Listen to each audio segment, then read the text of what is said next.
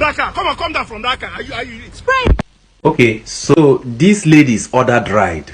You know, sometimes in the course of the journey, you might remember something and you want to go and touch that thing before you go on. So they now ask the driver to branch somewhere. First, the driver hesitated. And then they said, how much are we going to pay you so that you can take us there and then take us to the destination? The driver said 2.5. They said, okay, let us go. But first, turn on the AC for us. So all of a sudden, the driver said he's not going again. He first said they should come down. They said, no, they are not going to come down here. Go and take us back to where you picked us up. Or you wait for us to get another ride. The driver said, no, come down. Before you know it, the driver got so angry because they stayed in his car. We had to go and get water to pour on them. So, but there's a place that caught my fancy in what she said. Now, let me read it out for you.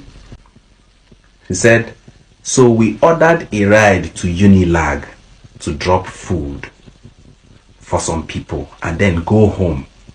Next thing, we were like, let us just do the shoot and get it over with. We now asked him to take us to Sabo. And he was like, no, he can't take us. That's far, blah, blah, blah. We now said, how much do you want? He said 2.5. We agreed to pay him and asked him to put on the AC. And he's like, he doesn't think he can go to Sabo. We now said, please take us to Unilag and put on the AC. And he's like, calm down, you will come down.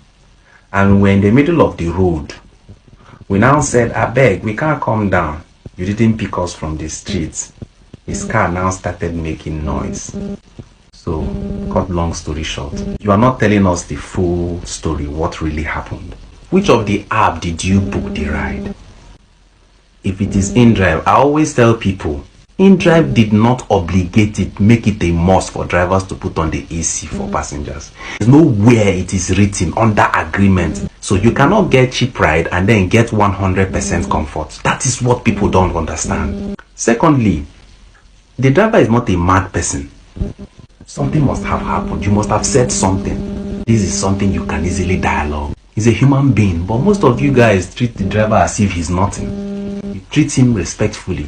I don't think the driver will misbehave. Depends on the way you talk to each other. No matter how angry you are, I think I've done a video about this. Never assault your passenger. You have to learn how to control yourself. For you to go and buy water and begin to spray, leave my car, does that make the person to leave your car? You have to be reasonable and be matured in this your job. Another thing I want to say is very, very important is, if you don't want to go on a ride and you have already picked the person out of the person's place and on the road you say you don't want to go anymore, you have to wait until another ride comes to pick up that person. It is a must, you must wait. Except the person by his own volition say, okay, let me not waste your time, be going. But for you to say, come on, leave my car, leave my car, leave my car. No, it's wrong. It's wrong. Me, I know they support bad things as you they see me like this.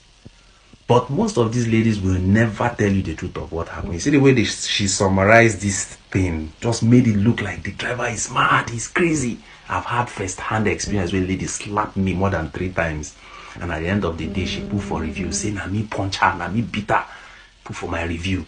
Say, I punch her, beat her. You know, all those kind of things. So, everything still boils down to dialogue is very important. Dialogue is very important. So, 2 wrongs cannot make it right. 2 people cannot be angry at the same time. Now, one person go vex, the vex. Another person go, they calm down. You know, understand? So, now, so it be. So, auntie, sorry.